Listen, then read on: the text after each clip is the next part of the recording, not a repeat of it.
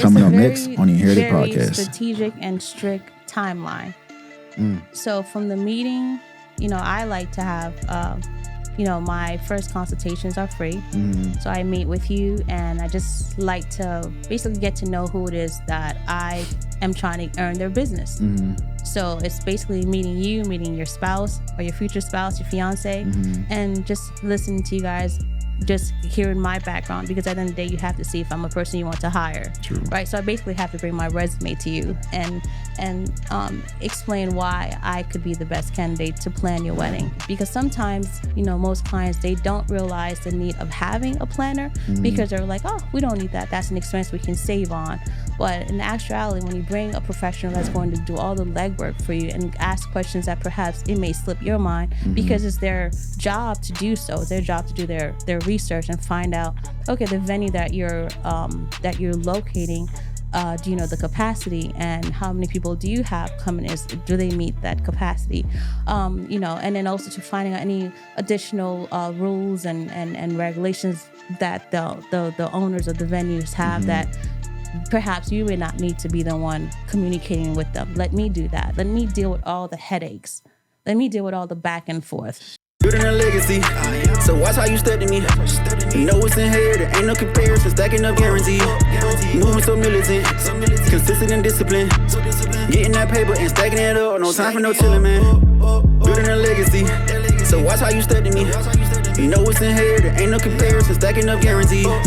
Moving so militant, consistent and disciplined. Getting that paper and stacking it up, no time for no chillin', man. What's going on? You're now tuned into another episode of the Inherited Podcast. I am Sir Gates, and once again, most and foremost, thank y'all for tuning in each and every week. Make sure you go to YouTube, like, comment, subscribe.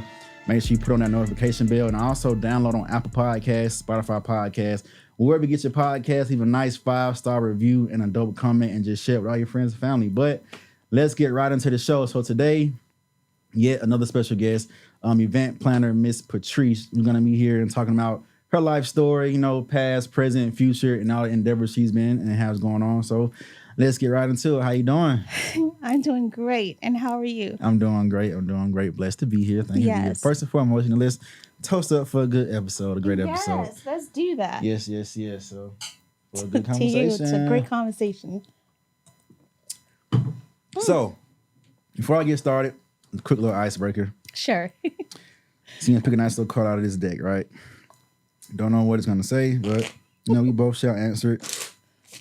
And let's see what it is. Let's see what happens. What we got. What would be the worst ingredients to fill a burrito with? I already got some of my answers. Cilantro? Oh, man. Yeah. Right? I don't agree, but go ahead. What? Yeah. Okay, so burritos to me, the delicious ones are, it has the beans, it has the protein, either your beef or your chicken or salmon even, right? You have your rice, lettuce, tomatoes. I think all of that stuff is good. Sour cream. Some people love the guac, right? You can't go wrong with the guac. No. Yeah, we got some differences here, but continue. Well, the guac is, it's not for everyone, but it is good for you. It has like fatty acids. It's good so fats. I've heard, yes, that for sure. Avocados is good for you. But I guess cilantro is not too bad. Jalapenos, maybe too much jalapenos may not be the best because it has all the beans action going on. Asking so for that a might whole just night. be exactly. That might be a little bit too much. So okay. I don't know. That's what I think. Okay, well, first off, cilantro has to be in the burrito. Any kind of taco, whatever, it has to be in there for me. But the worst ingredients for me, I would have to say beans, especially refried beans, negative. Let's see, guac, I can do the guac. It just depends on, I really got to be in the mood for it. Like I've eaten it plenty of times before, but I usually say no. But if I had to put on the list, I would have to add guac. So beans, guac, black olives. Let's see what else would be disgusting. Anchovies, maybe? Anchovies for sure. Anything else is not of the heritage to go inside a burrito. But I do love the cilantro. Everything else, you name the cilantro, the pico, and it's just crazy. For lunch, we had burrito taco. So that's why when he said cilantro, I made sure he said, you want a side of your quesadilla? For sure. So cilantro, the pico, the onions, the proteins, either rice, get a good bowl from what's it called? Chipotle. Yes. Love it there. But other than that, yeah, my only two words would just be the refried beans and refried beans. Guac, yeah. So yeah, my daughter I have a daughter. She has some inside jokes about the refried beans. So I guess she would be in agreement with you, but I think it's just, an acquired taste or a preference for sure. Acquired taste and acquired stomach tolerance. Right. But nonetheless, so let's get into it, right? So what I want to do and just get your background, right? Just want to go back in time to young Patrice. Because again, your backstory, I'm pretty sure has some kind of influence to where you are today in life and what you love to do, right? So just take us back to young Patrice, household, growing up, just how that was for you, school, high school, college, just that whole environment for you. So tell us about that. Well, so young Patrice was very shy and isolated, I grew up separated from my siblings. I actually grew up with my aunt and my cousins. My mom was actually away from me and my stepdad. So I grew up with my cousins and my aunt. So not really in the same household as my siblings. I got to know them like later on in life. So I enjoyed watching a lot of TVs and listening to music and watching video music. That was my thing. So I was always attracted to the arts. I danced. In my schools, I went to an all-girls Catholic school growing up when I was like maybe from the age of like 5 to like 9. Oh, actually 8. And so I danced throughout the entire time, modern dance, ballet dance, pre-ballet, like young, not like and as an adult. And so I enjoy to dance. I'm a definite music lover. That was my solace. I found in that and just peace. And so my favorite artists were Michael Jackson, Madonna. Okay. Growing up, Prince. I didn't know, but I just love the sound, the music, the instruments, so that was my thing. And I love anything that has to do with creativity. So I love to paint, I love to draw, I love anything. When it's Christmas time, which was like the best time for me, I love to decorate the tree. I love anything that has to do with lights. And so that was always like in me, in my heart, And whenever I had the opportunity to participate in something like that, I enjoyed it, right? So whether it be like, I don't know, just to redecorate the living room or change out pillows, I was happy. And as a young Patrice, even as I grew up to be that person, I was extremely aware and attentive to like slight shifts and details, right? So I'd get home, let's say if my aunt got like a new picture frame and had it hung, I'd notice, like I would walk into the room and immediately something's off. Like, and then just like me. Yeah. And then I'd pick it up. I'd like, oh, there's a new frame. So I was always very attentive to any slight shift differences, any new items, so if I'm walking into a space like I am right now and I'm looking at your beautiful studio, like I know if you notice, I was like, is it me or is the painting matching our outfits? Like stuff like that would just immediately draw my attention. So I'm very observant, and so that was just my thing. And I enjoy just to be with my family. We were a very close-knit family. Holiday times was the best times. We love to cook. So actually, as I got into my adulthood, I ended up actually moving to the States with my mom and my sisters, my siblings. And they were huge. Like my stepfather on his side, I must have at least 18 brothers. Sheesh. On that side. It's a big family over there. And we are huge on family gatherings and cookings and so we're huge on the socializing aspect of it. So if you're, we love to host. I'm a natural hosting person because I grew up doing it. So it was always like my just my pleasure to have someone come over and I'd have to cook for them and quickly put something That's for them. beautiful. That was a thing. At some point, my sisters and I, my two older sisters, we all lived together, and we had a brother who used to work at a barbershop. And like literally, unexpectedly, we can expect any given Sunday, he can bring the entire barbershop crew with him and be like, oh, we're all hungry. So we literally had to like scramble quickly and just put something together. And it was fun because it was exciting. We felt, there was reward and purpose in that because we got to commune and laugh and we got to feed other people who need to be fed. Yeah. And just the whole social aspect of it, of sitting down and laughing and eating and listening to music, all that part is what I grew up in. That was my younger self. Went to high school in New York, in Washington Irving. That's where I graduated. Okay. So I was always in Manhattan. I grew up in Manhattan, 14th Street, Union Square. That's where Washington Irving was, Irving Place. So majority of times I'm around all these creative people. Dancers are in the streets. The school that I went to used to be an all-girls school, and then they were integrated into boys and girls. So again, found myself into modern dance in high school. So again, the dancing aspect was still there.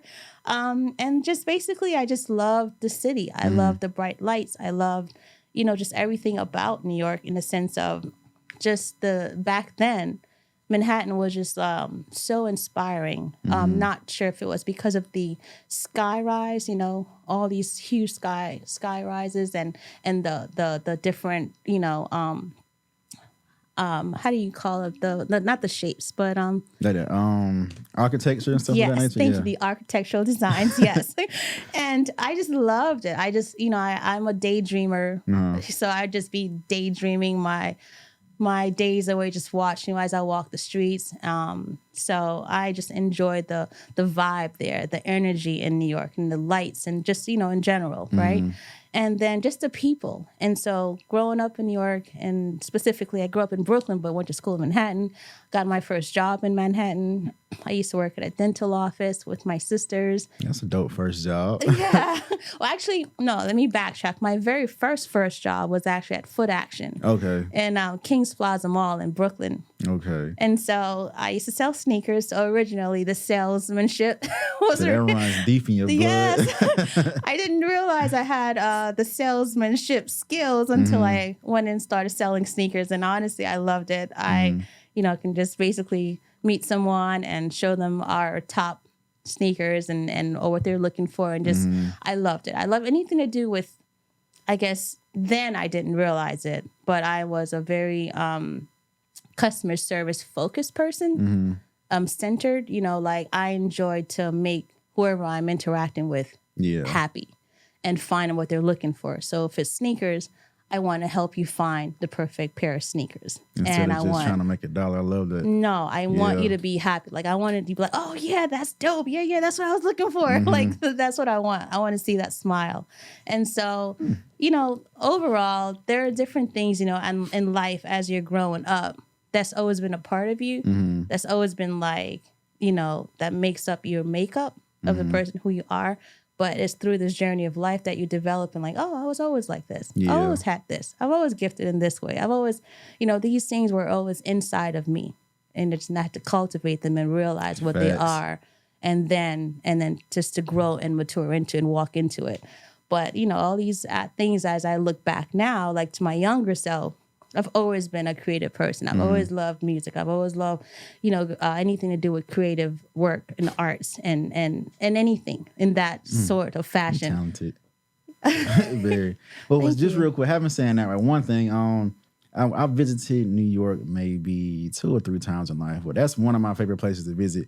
And what attracted me to it, of course, is that kind of how here in Atlanta, when it gets nighttime, you do see all the lights, but New York, it's just so lit up and just colorful. And of course, when you go into the good parts of it, Madison Square Garden area, just that the city parts and whatnot. Yes. It's just so, New York is kind of fast paced, in my opinion. Of course, it's just people going back and forth everywhere, but it's just to see the the community thriving, the big bright lights, and just looking out into that, and the Skyriders is very attractive. I love that. I love just to visit there.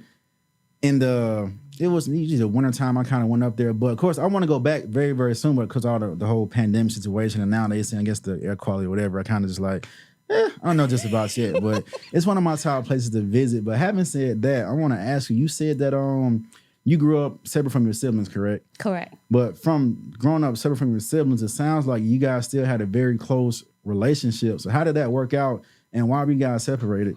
So we got separated because my mom at the time had to travel out of state, out of the country, and had to leave me with my family. And at this time, her husband, they separated. Okay, and so he understood. took the kids. She went her way, and she had to get assistance. So my aunt and my cousins came in, and I was fortunate to be just surrounded by love. Although I didn't have my mom or my dad around me, the love that my aunt, who was, God rest her soul, she's, gave to me and provided for me and my cousins. I just didn't have any wants, I was surrounded by very strong women. I grew up just seeing them working hard and just very positive. And my aunt, she used to work at a factory that created the threads for that would have to the baseballs that threads the baseballs, And so she'd come home, I'd help her with the wax. She'd have to wax the threads because that thread that actually they use with the needles to sew up the baseball had to have that. And so I'd come home and I'd help with it. I just didn't see anyone with any sort of like excuses or negativity. And so that was my first introduction to just seeing the capabilities of people who have a positive mindset and just, persevering mindset and just very tenacious and just not like not a poor me attitude at all. Yeah. But feeling like a sorry very for like, yourself type situation. Yeah, no, it was like, okay, well, this is what we need to do. This is what we need to get done. And we're going to get it done. But also too, so grateful. Like I've never heard anyone complain, or I've never heard anyone lived in lack, or talk about their lacks at all. Like I didn't grow up hearing that. And so I was blessed to have that. So when I did reconcile back with my mom and my siblings, again, very strong, empowering women and just family and very strong family dynamic. Just that's what I grew up in. And so they were happy to see me. I was happy to see them because again, we didn't grow up together. However, because I was separated, so it was just like, and the distance, as far as the difference in my age and their age is just, it's between, I think, 10 to 11 years. So for the most part, when I came in the picture, they're grown, right? They're doing grown things. I'm the youngest, yes. And I'm still in front of the TV watching all sorts of TV shows and, and cartoons and looking forward to Saturday morning. Right. And so they're like grown and working. And so when we got close is when I was like about maybe 17 or so, when I became like a young adult, then we really started to bond as women and just hang out. And then they introduced me to heels. I was a huge tomboy. Oh, so you was just little tennis shoes all the time? Just tennis. I worked in a sneaker store. Tennis shoes. You had a hookup too, so right. Yeah, makes sense. Boots, tennis shoes, the era with the oversized jeans and the t-shirt, everyone that was a style. Oh, you was so styling and profiling with it. I was a tomboy. I couldn't walk in heels at all. Like my sisters literally had to put the heels on me and said, all right, try to walk a straight line. Because was it tough for you? Real tough? Yes, it was. I can only imagine coming from flat bottom shoes all day to this whole I hated arch in my foot. I didn't get it. I'm like, what's the purpose? I actually, just to be truthful, I actually had sneakers on the way over. I just took them off. And put the heel. Oh, so you still kind of don't like heels? I have sneakers in my car. I'll show you after the show. Saying sneakers for life, sneakers for life. But that's a beautiful story just to hear that even though you guys were separated for a period of time in your life, it was just nothing stood in between of that bond being bonded back together in a family sense. So with that, right, growing up, you're in event planning and things of that nature. So what kind of sparked that in you outside of the Christmas times and just being around family? Where did that passion just really arise from those moments, or was there something you seen or you were in school and you say somebody told you about it? So just talk about your passion and just that birth of, I want to, for a living, plan things, decorate things, and just put things together. So for a very long time, I was doing it, right? Family members, any gatherings, I'm setting the tables, I'm deciding on the decor, and we're going through this process. I would always be in charge of it, just naturally, organically. I'd be the one that wants to set the table or put the balloons up, or just like an innate knack for me. So then I actually had a friend of mine, Jason and Abigail. They were having a wedding, and I actually used to work for this company called LTD Commodities. They bought out this other company. It's AB Street Distributing, so it's a catalog company, and I used to do staging for them. So I'd actually work in the studios with 2 other photographers, and I would do all the different staging. So, like, for example, if this was a studio that needed to be staged, I'd select the flooring. I'd select, based on the PO from the art coordinator, which was based out in Chicago. So they'd send me the PO saying, we want to see this type of setting, So then so based on that, the directions of the art coordinators, I'd put the setup together. So my main budget and my main categories were actually furniture at home. So, for example, they would select the colors of the walls, or I'd have some sort of like autonomy of the creative, the creative direction, right? I'd have some sort of creative leeway as to freedom slightly, but it was mainly following the art coordinator's directions. But I do the staging, and so from staging, I did it so well based on the level of sales that are actually done online from the pictures that are taken from the studio, from the stagings that I've done, which they get shot and then it's posted on our catalogs based on the sale. Based on the sale. It's posted on our website based on the sales, then it's then posted onto our catalogs so that it is distributed with our catalogs, for the fall or the spring or so on. And so that's how I really start taking notice of, professionally, this is something that I can actually make, a living of, because I had, the natural planning and staging and so on with my family. But when I took it into working a professional level and working with other professionals, and I really start to understand layouts and different, and different, diagrams in that way. So I enjoyed that. So then it wasn't until my friend, like I said, Abigail and Jason, on their wedding, and they actually asked for me to be their event planner. If I would put together something, design it or decorate it, right? At that time, again, I wasn't thinking of event planning. I thought like, oh, this is great. I get to decorate, love to do, right, and enjoy it and help my friends out. But then I realized that, okay, there's a lot. There's actually a great living, and to be able to do what you love and actually find a way to make a living out of it and make some sort of income and make it my own business. But again, this thought of me actually starting my own events planning company that wouldn't come until like at least a couple of years later. So this was back in 2015 for Abigail and Jason. So I'm still like in their living room, and I'm still like with my plan. I dress the part, we gotta dress the part. I bring my catalog in, and we're walking in, and I'm taking notes of all that they would like, to see completed for their weddings. And I'm completely green. I have no idea what I'm doing, but I'm they like, know that? Yes. Okay. Because sometimes people, they're just shooting their shot and just act like, I'm going in here so confident. I know what I'm doing. You may not know it's my first time, but I do it so well, hey. So I have this, I believe that you have to be fully transparent. Yeah. If someone decides to take a chance on you and work with you, and you say to them, hey, listen, I may not have knowledge about this, but I can do this. And what I don't know, I'll look into, I'll research, I'll find out. I feel like if you're that honest and transparent with someone, then, if they decide to work with you, it's just them giving you an opportunity. Yeah, for sure. Which that's what they did with me. You've done that decision. Yeah, and I was grateful for it.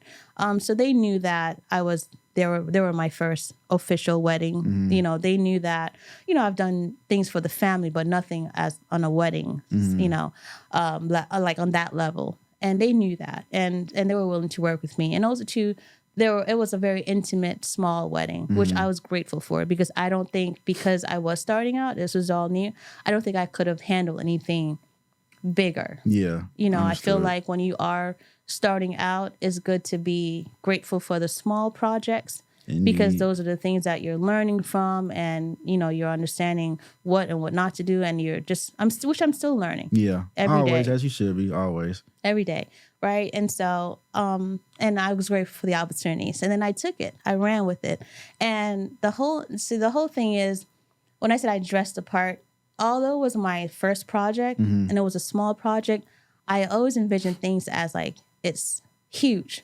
Like if you're having a speech, even if it's just like in front of 3 people, I imagine it's like in front of 3 million people. Mindset. Yeah. So I go in there like, okay, yeah, this is my first, but this won't be my last. So I'm going to go in there and dress like this is a big deal, because it is. It's their wedding. No, definitely a big deal. Yeah, it's a you big can't deal. redo it. Well, you can sometimes, but initially you don't want to. But I understand. Imagine if I showed up there in my jeans and sneakers and a t-shirt and just like, oh, okay, so what y'all want to do? Like, you know, It probably would have been like, let's try to get somebody else. Yeah, for sure. Right. So I came with respect. I came totally professional, and, you know, and like I said, I came to provide them an excellent service, and just, you know, and make the best out of this, so then I can potentially get referrals or you know, another job from it, because that's the end goal, is to actually get one job and then potentially get another job out of it. Is that what ended up kind of happening as far as after that wedding? It was just the word of mouth that spread, or you just had to go So I foot to ground? No, so actually that was in 2015, and then I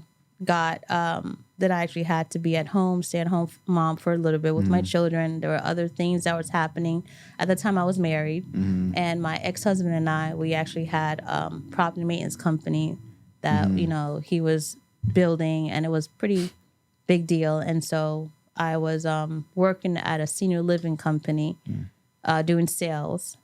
And so again, the entire time I'm thinking about starting my business, again, it's like 2017 where I really took it seriously.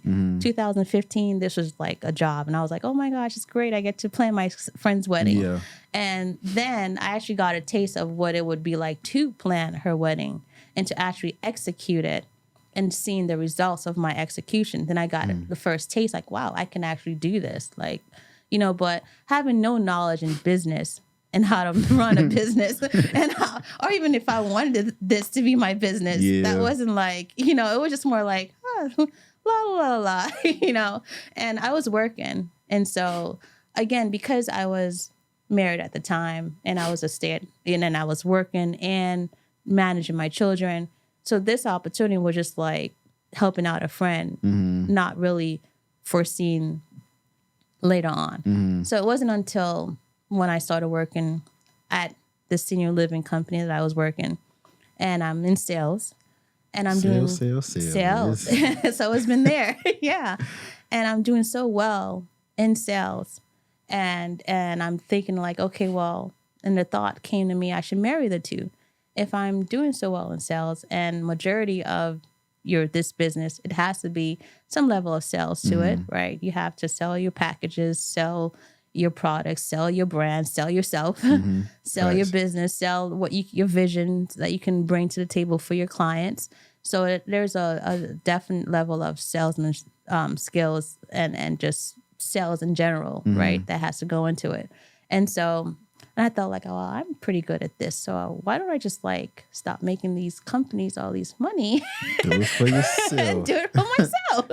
And so that's how the birth was initiated.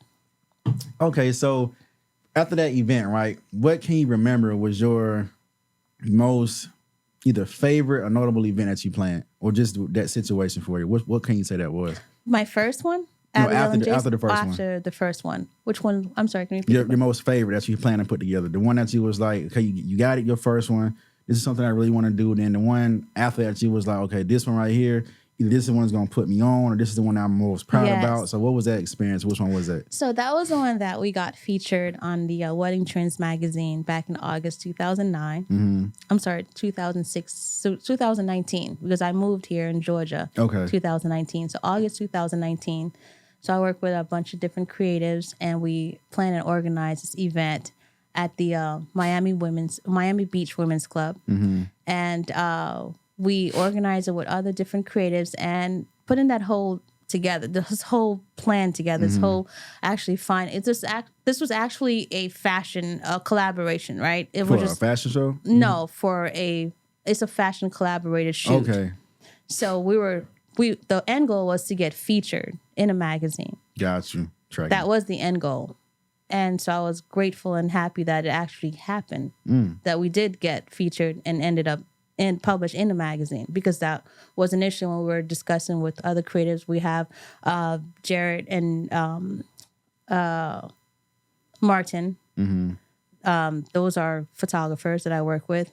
And I had to actually basically get all of the pieces together, as far as like the florists together, as far as like the collaborators, which were finding the models, and basically the collaborative shoot, which is basically consisting of finding the venue, basically finding the hairstylist, the makeup artist, the person. It's basically planning an entire wedding, in a sense of, when you're planning a wedding, you have to get all of your vendors. You have to get the venue for the client. If they haven't found one, you have to help them find one. You have to then find the vendors for them, whether it be the DJs, whether it be the photographers, whether it be the the person that will be creating their cake. You'd have to be fine. If they need you to put a full package, you have to find the limo guy, whatever it is, right? You have to find all the vendors and then put that into the package. So doing a collaborative shoot is basically the same thing without it being a real shoot, but the purpose of that is just to be published, that your names will start to go out there. Sometimes it's great because you get to work with all these different creators, and they get to see your style. They get to see how you work. You get to see your discipline. They get to see your work ethics. They get to see your vision. They get to see if you're able to actually deliver on what you are saying that you can deliver. And so to me, that was amazing opportunity. And being that the end goal from when we were having this conversation was to actually get our works published, which we did. So that was like the most successful for me. Congratulations on that. Thank you. And so it's actually on my Instagram page, where the one that I believe the Georgia Wedding Circle, they also acknowledged, but that was the shoot that got featured in the Wedding Trends magazine in 2019. Well, that's very good to hear. It's like you put in that. It takes so much to even that, like that wasn't a wedding, but what you were just saying, it was like a whole process and a detailed situation to put into it. So even though you did just say a lot of it, just so say if somebody wanted to plan an event, whether it's their friend's birthday or bar mitzvah, whatever it may be, right? So what are some of the things that goes into just from start to finish, just the mindset, the preparation, the phone calls here and there? So if somebody wanted to do it, what is that process like from A to Z to sit down, plan this, to also with your end goal to have a very satisfied client? So what does that look like? 'Cause it sounds like it's a lot and it can be stressful. Yes, it's a very, very strategic and strict timeline. So from the meeting, I like to have, my first consultations are free. So I meet with you, and I just like to basically get to know who it is that I am trying to earn their business. So it's basically meeting you, meeting your spouse or your future spouse, your fiance, and just listening to you guys, just hearing my background, because at the end of the day, you have to see if I'm a person you want to hire. True. Right? So I basically have to bring my resume to you and explain why I could be the best candidate to plan your wedding. So planning a wedding is really like every single time. Like, the entire time has to be documented, from the rehearsal dinner, from when you're getting dressed, from when you're doing your first toast, from, as far as like the managing that ceremony, it's just managing the entire event from beginning to end, from when you are, if you're switching out of different outfits, that if you are doing the toast, all that is documented. So from the initial meeting, I have my planner, and I'm basically documenting all your wants, your needs, all of your visions, all of your, your just picking up basically what I see in your storyline with you and your spouse.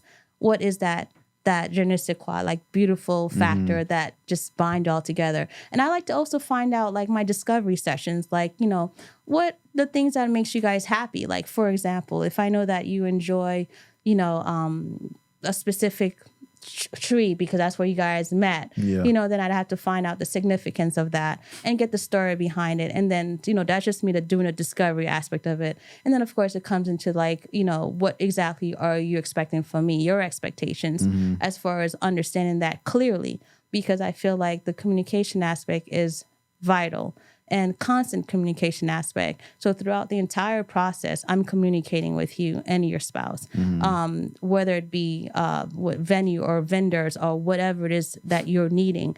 My line is always open because at the end of the day, it's satisfactory that I want to bring to you guys. And I'm in close communication with the venue and the managers at the venues, and, you know, whether it be if you're having it catered, the caterers, you know, if there's any special needs in the parties that you're having as far as your guests, you know, whether it be I'm going to be putting together the guest list and all their, if there's any food allergies. I have, you know, if I would need to know that, you know, if there's anyone that's wheelchair bound, if I would need to know if they're wheelchair bound and give me information on how to, you know, on the venues that are wheelchair accessible, you know, accessible. Just all these things are very important because sometimes, you know, most clients, they don't realize the need of having a planner because they're like, oh, we don't need that. That's an expense we can save on. But in actuality, when you bring a professional that's going to do all the legwork for you and ask questions that perhaps it may slip your mind because it's their job to do so. It's their job to do their research and find out, okay, the venue that you're locating, do you know the capacity and how many people do you have coming? Do they meet that capacity? You know, and then also to finding out any additional rules and regulations that the owners of the venues have that perhaps you may not need to be the one communicating with them. Let me do that. Let me deal with all the headaches. Let me deal with all the back and forth. You know, let you just give me the list of what you want. You know, tell me what you don't want. Tell me your expectations. We just communicate throughout the entire process, and let me be the one that manage and make sure things run smoothly. Only thing I want to see is you coming out, you're smiling, your wife is smiling, you guys are like, this is amazing. I'm seeing people are laughing. All of your guests are accounted for. All of the table decors that you selected is what that's what I delivered to you.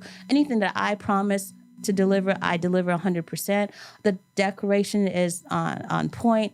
The timeline, as far as me managing your wedding party, and as far as when they come out, when they do the first dance, when you do the first dance, when you cut your cake, all these things are going to be communicated not only with myself, but also with my staff, but also with the venue and also the caterers. Also, everyone will have a copy of that.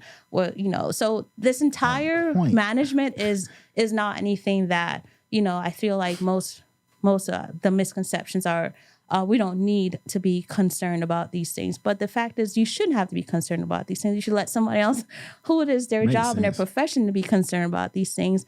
And you just show up and be excited about your wedding, about your beautiful day, and to the music list. I'm sorry, I'm hopping all over the place, but you giving everything. Yes, I mean, all of these things are basically all of that is why an event planner is hired, to make sure all those things are run smoothly from your, you know, me finding out just the discovery process. You know, well, if you have a favorite song, or, you know, when was the first time you guys met, or when did you all share your first kiss, or, you know, just getting to know knowing my customers is all part of it, right? Because we're bonding, we're vibing, you getting to know me, you see that I'm very interested in what's important to you both. And that should matter, because a person who's not passionate and interested in what matters to their clients shouldn't be a person that you consider to hire. I agree 100%. You know? And it's what you just said was a lot, right? It's so, not saying you said too much, but just the process, you can tell is pretty tedious. So that can take up a lot of mental capacity in your mind on the planner side. One, dealing with people you don't know from a campaign. Of course, you're getting to know them, but prior to that, I don't know these people. I have my life going on outside of my job and what I love to do.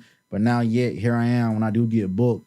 All these things I have to use my mind for, and just do this, do that. So I'm pretty sure sometimes you could be stressed out. You could go through mental battles with that. So how do you deal with that extra capacity into your mind when you're planning, whether it's a wedding or any other event? So how do you deal with that?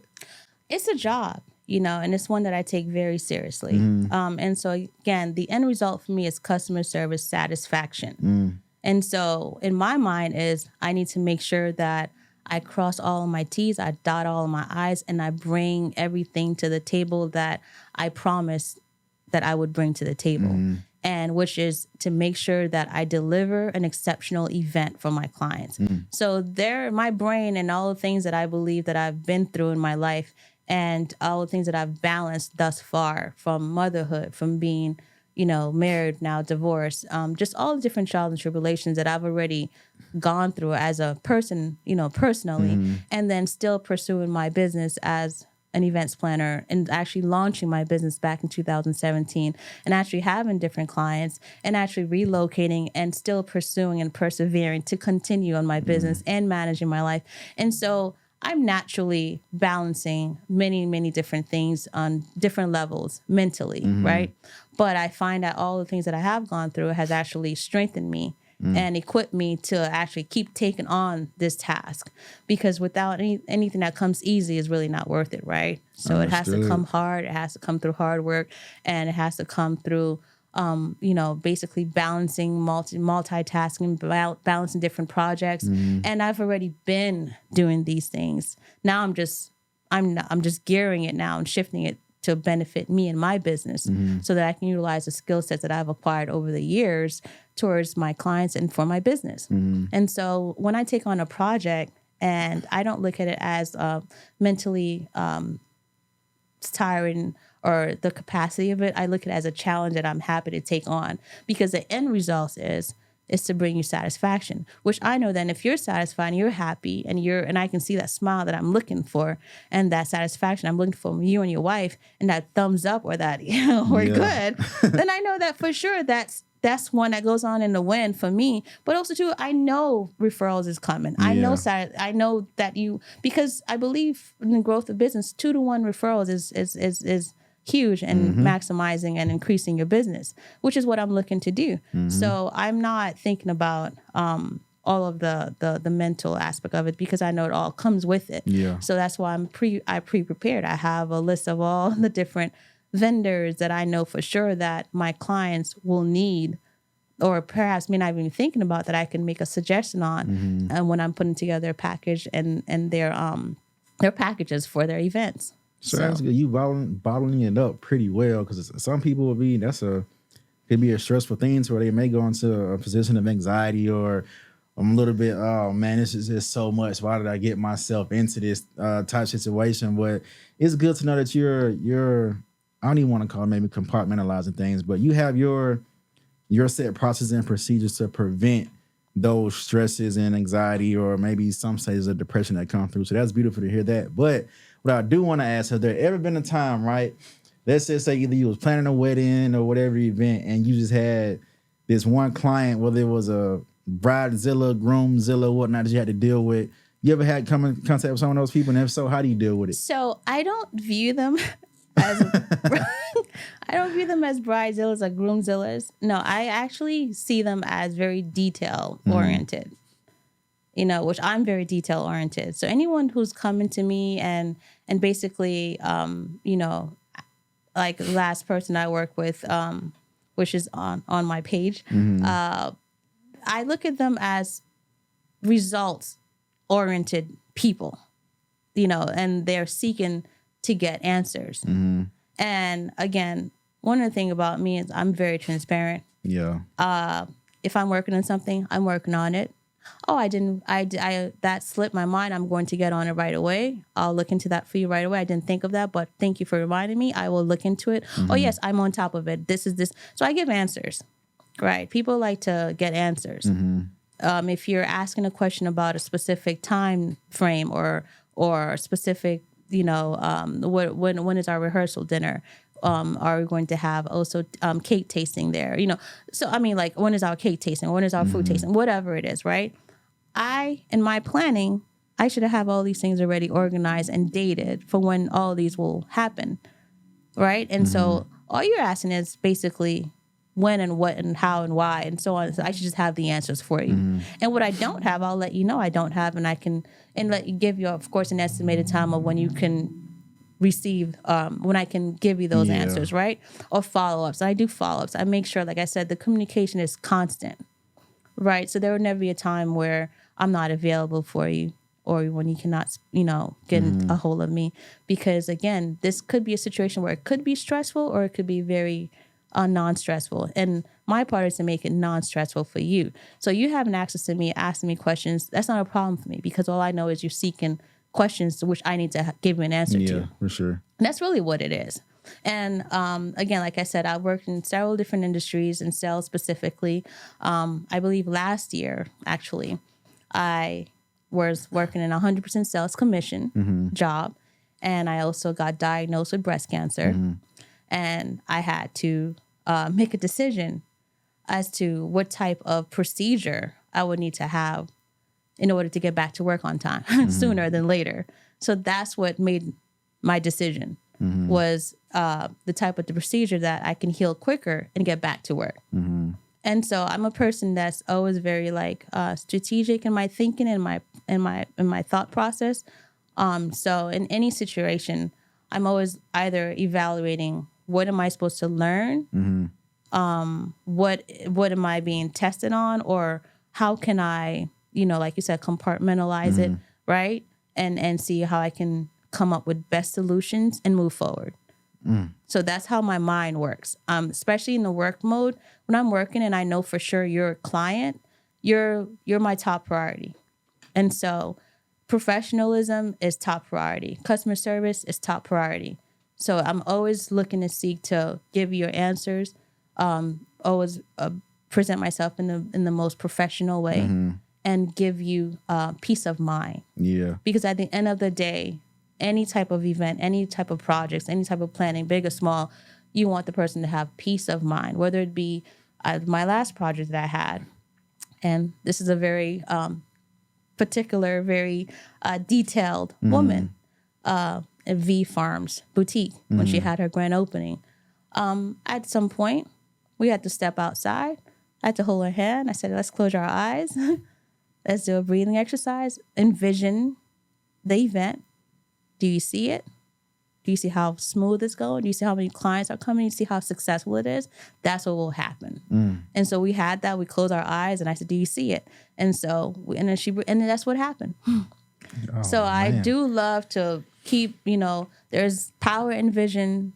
If you can see it, it will come to pass. But of course, there's a lot of work behind it. It's not going to just happen without any work. You can't just envision things and then just pop up. No, there's going to be a lot of work put behind it. But if you're able to go into something with a positive mindset and envisioning the end result to be something that is very smooth and happy and power of the mind is important, then yes, it will come to pass. And I'm a person that believes strongly in visions and the positive outcomes of things. And I go into every situation that it will happen exactly how I see it because that's how I'm going to make it happen.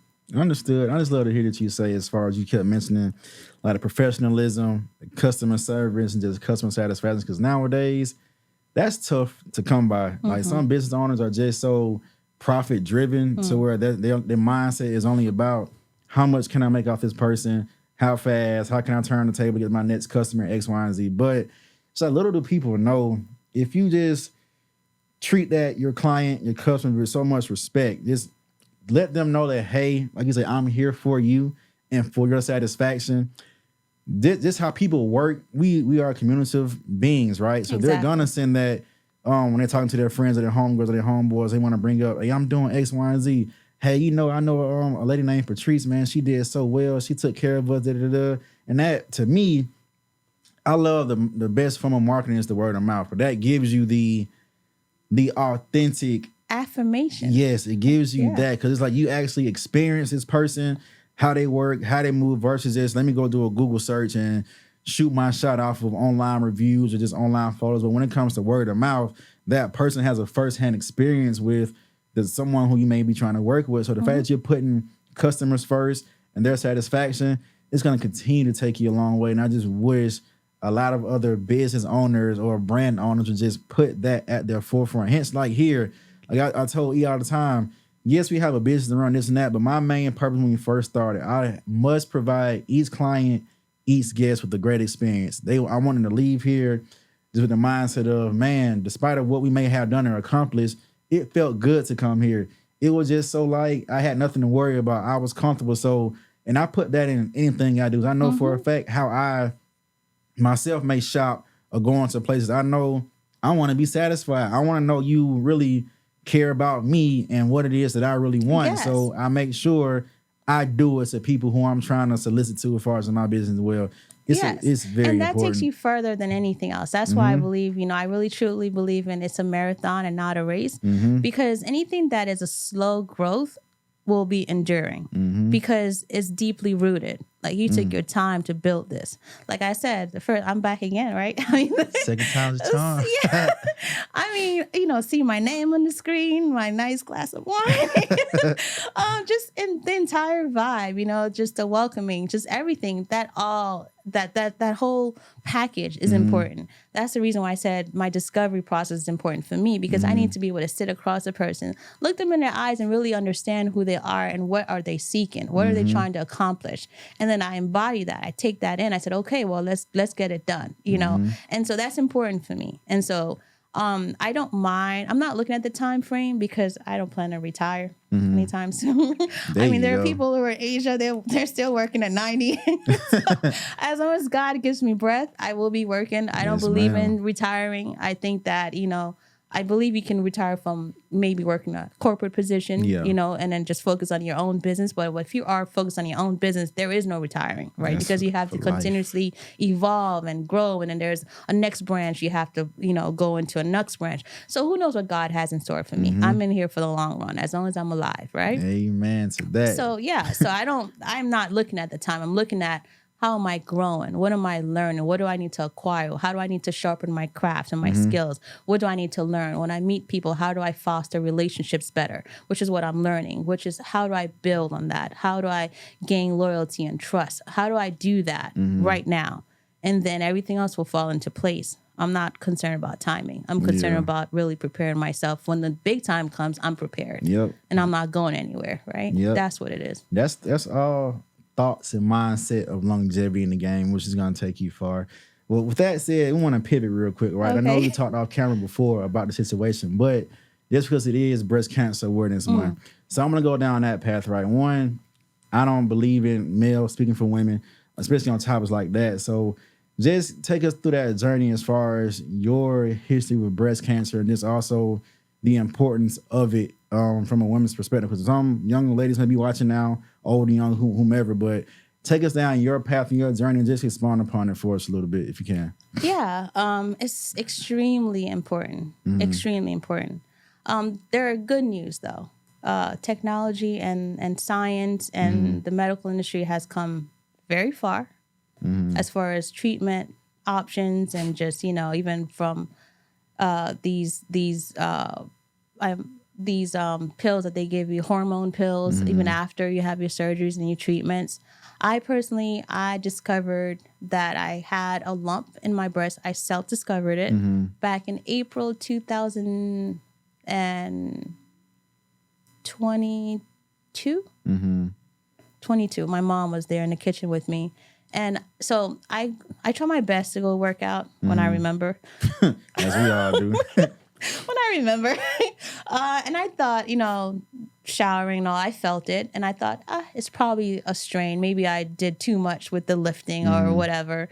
But then it was persisting. I kept feeling it. And then it was very like, it was like a small nugget. Like you can literally feel in the bulge. And so my mom was visiting. I asked her to feel my breast and to examine me to see if maybe perhaps I was mistaken. Yeah. And so she said, no, it's definitely a lump. You should definitely get it checked out. So it was early discovery. It was non-invasive. So the ones that are concerning or alarming are the ones that are invasive, that actually have penetrated through your lymph nodes. Because if it has gone through your lymph nodes, then it can spread throughout your body and through your other organs, which is then, put you in different stages. Mine was a stage 0. It was a beginning stage. I literally found it stage 0. Yes, thank God. And so I went in and got in to the Duluth Women's Breast Center. I got in with Dr. Proctor and Dr. Robinson. They did a biopsy. for me, and then they removed it, determined that it was cancer, but it was non-invasive because it did not penetrate my lymph nodes, and decided that we should have surgery immediately to remove it, which I did back in August of last year, August 22nd of last year. And then after that, I had to have radiation treatment. And now, mind you, again, when you are confronted with this, the initial thought is definitely like, oh my gosh, you know. And of course, as a woman, you feel like, you know, you're going to be scarred. And no one feels good about being scarred. And you have all these concerns and worries of what's the process of, you know, what's the side effects of radiation, which there are some, a lot. I'm still going through them. What is the time frame of healing, and what type of procedure should I have with my breast? You know, all these things are like questions, but also too, what type of cancer do you have? Like, it's really important to understand the type of cancer do you have. Dr. Proctor, they did a genetic testing for me to see if it was something that was within my genes. It was not. So we have these calcifications that's throughout our bodies. And what happened with mine is the calcification, they clustered in that area and hardened. That could be due to stress, to the foods that we eat, you know, a whole different factors, a lot of different factors that would cause the calcifications in our bodies to cluster and harden up, which is what causes the cancers.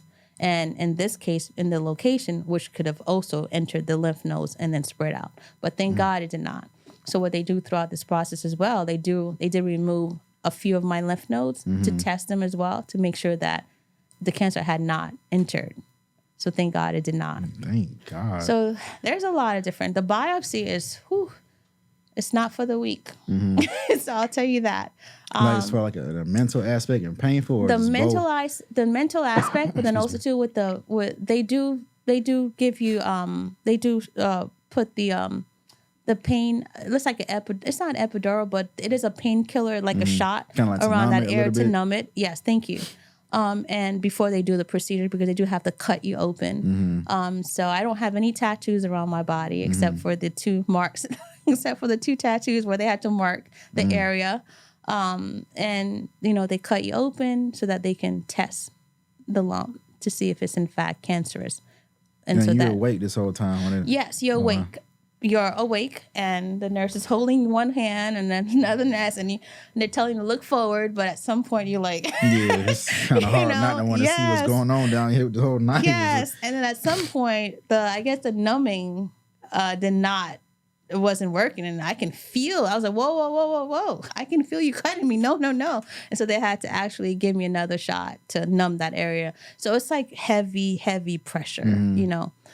So that's a whole process. But then honestly, I would say initially when I got diagnosed, I asked a lot of questions, which I think is very important that us women do.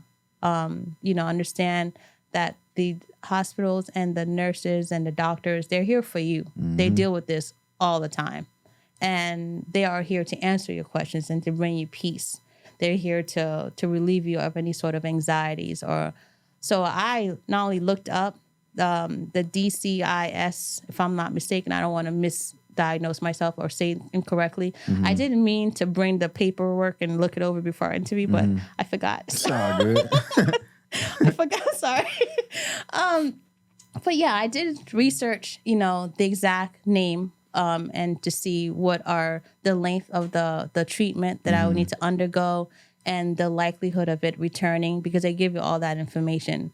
So you do have, that's why I have to take hormone pills for 5 years. Oh, man. And because of the type of cancer it is and where it is, in order to create a blockage, a barrier, so that the cells does not penetrate through and enter the lymph node. So then they do provide typically after treatment, which is the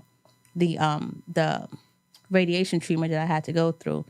Then there's another 5-year hormones. And then with the hormones, I think the scariest part about that are the side effects. You know, you would go through like early stages of menopause. You would not be able to have children and stuff like that. So there's a lot of questions you need to ask about the hormone pills that they're suggesting, and ask what are the side effects, and if you're ready to go through that, and also ask if it's necessary. Because at first I was like, I don't know if I want to be on a hormone pills for like 5 years. That can cause me mental hallucination, and I can, have all these side effects, and so ask questions. Do self-diagnosis. There are places that actually goes over the proper ways, which is to put your hand behind your head and rub your breast in a circular motion. There are a lot of different signs of early breast cancers you can do research on and see what if you do have these signs. It can be whether it be the discoloration of your nipples and the shape of your nipples, a lot of either discharge coming through. So these are all early stages of that potentially need to go check out a professional and see if you need to get some answers, right? Maybe some sonograms and so on. Sonograms are always good. Keep up the sonograms. I do know that women of the age of 40 we reach a specific age that you have to get sonograms. It's important, follow that, because these follow-ups are what will tell you if you're in good health or if you're not, or if you need, they will discover anything that needs to be discovered at that time. So sonograms are important. Self-checks are important. If you feel something, get it checked out. Don't wait. Again, the way that the way that they do the surgeries are very very advanced. They have robots that goes in there, and then the diagnostics. I mean the biopsies. Typically, they would mark the place that they did the biopsies. So once they're doing the surgery, they can see it. They use high tech robots, so they're very advanced. There's nothing to be afraid of. Let's just say that. I mean, it's very scary. Depending on the stage ask you too. That, how scared you was in this situation. I was very scared because again, I was concerned about I am working 100% sales commission, like I said, because if I'm not working, I'm not making any income, right? And so that's how I was taking care of my family. And so the worriness as far as that, and then also to the time frame that I'd have to be out of work would determine again income and providing for my family. So that stress factor was real for me. But also too, I was going to be deformed. I'd have to make a decision if I wanted to get implants or have my breast reduced and heal naturally to get back to work early. So I had to have it reduced so I can heal naturally, no implants, to get back to work early. If I had decided to go with the implants, it's a longer healing process and drainage and all that stuff. And I said, wait a minute, when will I get back to work? Especially had to be put into a position to think about my livelihood versus health. It can go hand in hand. You got to have good health and make a living. But just in that situation was just like, I got to survive. So, no matter what decision you probably really wanted to go with, you had to choose whichever one that allows you to bounce back to get to your cash flow. Yes. That's a tough situation to have to decide, man. I'm sorry you had to go through that. Were you the first person in your family to have breast cancer? No, my aunt, she has she's had breast cancer, my aunt on my mother's side. And my mom, she had multiple myeloma, which is another cancer, a form of cancer, but not breast cancer. Oh, okay. But when they did the genetic testing, they didn't find anything in my genes, so which was a little odd. And I don't understand how that works. But I guess apparently you may not be positive with any genes detecting any genetics, with anything within your genetics, but yet you still can get it. Because I was concerned because I have a daughter, and I would hate for her to for it to be genetic, and then for genetics, and then for it to be transferred onto her. So I was like, oh no, please do the test. I want to know. And they said, no, it's not through that. So all of it was, but the whole thing is self-educate with the information that they provide you, look things up, do your own research, research, ask questions, a gazillion questions if you need to, because the more questions you ask, the more you understand what your body's going through, what you are going through, the more prepared you can deal with it mentally and emotionally to go through the process of it. Then it's asking questions about the surgery that you're having. What type of surgery? Why do you have to have the surgery? And how long is the surgery? How long is the healing process? Then it's like, well, how long will my radiation be? And, I had to ask that.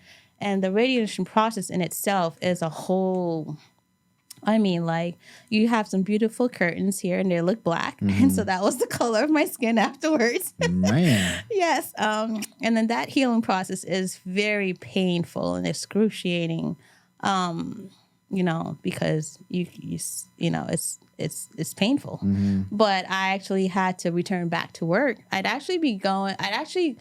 So my whole thing was I'd go to get radiation and then in the morning and I'd go to work. Sheesh. So there are times where I'm in so much pain that the pills that they're prescribed me, if I take them, I can't work. Make you drowsy or exactly. something like that? Yeah. Yes. So it was like the strong as like Vicodins, they're very strong. So I couldn't take them because of the drowsiness. So I actually had to endure the pain, maybe take some Advil, or another coworker of mine. She was really nice. She would give me some things to take for the pain. And so I'd have to deal with that and deal with my customers. And I'm just like having to sit there and try to smile and keep the ball running. Yeah. Yes. So yeah. I feel for you. I haven't experienced that. I don't know anyone personally, but you're a very strong woman to get through that. And the fact that, again, you still had to make a living while going through all of that, and you accomplished it. So kudos to you and your flowers for that. I appreciate that. You're a very strong woman for getting through that. So are you gonna have to deal with some kind of issue dealing with breast cancer for the rest of your life, or is there an end to it to where I'm clear, good to go, just live my life as it is? So I have to go and get checked up, like follow-ups checks with Dr. Proctor, my doctor. And for the most part, with the hormones for the 5 years, that would be like the best end results in predicting it not returning, but it's not 100% guaranteed. So it's prayer. Lots of that. Lots of prayer is my follow-ups, regular follow-ups. I also, honestly, I am a believer of herbal teas. I do drink natural green teas that I like, soursop, I believe it's called. It's actually really good for cancer cells and killing cancer cells. So I actually drink that regularly, along with peppermint tea. I mix them together, and that's actually really good for you. I've known numerous people that all they drank was that tea, and it helped it stay away. So let's see what happens. I'll let you know. Good luck. Like he's an herbalist, so link up with him and get you right. He knows all about that stuff. Soursop is definitely, and also too in foods that we eat. Yeah, I hear that plays a big part as far as when cancer cells come. Just our diet in general. I mean, everything here is available, but doesn't mean you should be eating it at that. So, and I'm trying to do better in that realm as well, as far as instead of just what to the public is healthy or seems healthy, but actually doing, you got to do some real research, because some of the stuff that's deemed healthy is actually not for you. So like you say, that whole research process is a great thing you should do, whether it is dealing with breast cancer or just health in general. So, and I'm glad I was able to touch on it. But again, always praying for you in that realm. I hope I appreciate that. Null and void done. I hope so too. Yeah. And honestly, I would say that because this is also Breast Cancer Awareness Month, myself, along with my other sisters, warriors in this fight, because it's a huge, long fight. Hopefully, there'll come like an indefinite cure that cures it altogether, hopefully. But I really do think it's what we eat, stress level, managing stress, definitely what we ingest in our bodies. And, that's majorly important. But also, I'm not the only one. There are so many women that goes through it and that are just tenacious, that are just strong, beautiful beings. And, I feel like this type of experience, it can either destroy you or it can really build you, right? Nice. It can actually build your insides, like your characters on the inside, your mind, your mental strength. but also too, just, it's not me alone. It's so many other women that's gone through this. Yeah. And kudos to all of them, and some of them that has stage 2, stage 3, stage 4, cancers, or, different stages that are a lot more grievous. So I just feel like, I'm grateful to God that the stage I was in, I was able to find it, and I went through all that, and by his strength, I was able to just endure, mentally all the different stress levels, and difficulties that I had to encounter, but also know that I'm not alone. Yes. And there are so many different warriors out there. They're fighting through it, and, we're all in this together. And so when I see any woman who's gone through them, I always I know that, it takes definitely a different person here. Yeah. It changes you up here for sure, and here, and I always give them hugs, and, however I can support, I try my best As to. you should. That's nothing to play with. Sometimes life or death situation there, and somebody who survived it, definitely is great to be there for the others who's either in those valleys going through it right now or have come out. So community is key. Let's say it takes a village sometimes. So It sure community does. is key. It sure does. So I'm glad you're on the other end of that right now. But so what's next for Patrice as far as events or anything like? What's next for you? What you got going? Well, the good news is I did get 2 referrals from my last event. Okay. So I'm grateful for that, and I pray and hope I will get these accounts. And, like I said, it's a slow growth for me. It's a slow burn. It's a slow walk. It's everything, because I want to actually master my craft. And so I am looking forward to those 2 events to actually knock them out the park and continue to get more events. And I'm working again. I'm still in my 9 to 5, literally. Actually, it's 8:30 to 5, but extra hours. yeah, good. And honestly, I love it. What's next for Patrice is continuous growth, walking in my self, realizing myself, my actualizing state, Yeah. just developing and growing. I saw a post from our friend over there, and I reposted to kill the ego, yes, to keep the smile, yes, all of it. I can't remember all of it, but I was like, yes, I'm in love with this, and I had to repost it.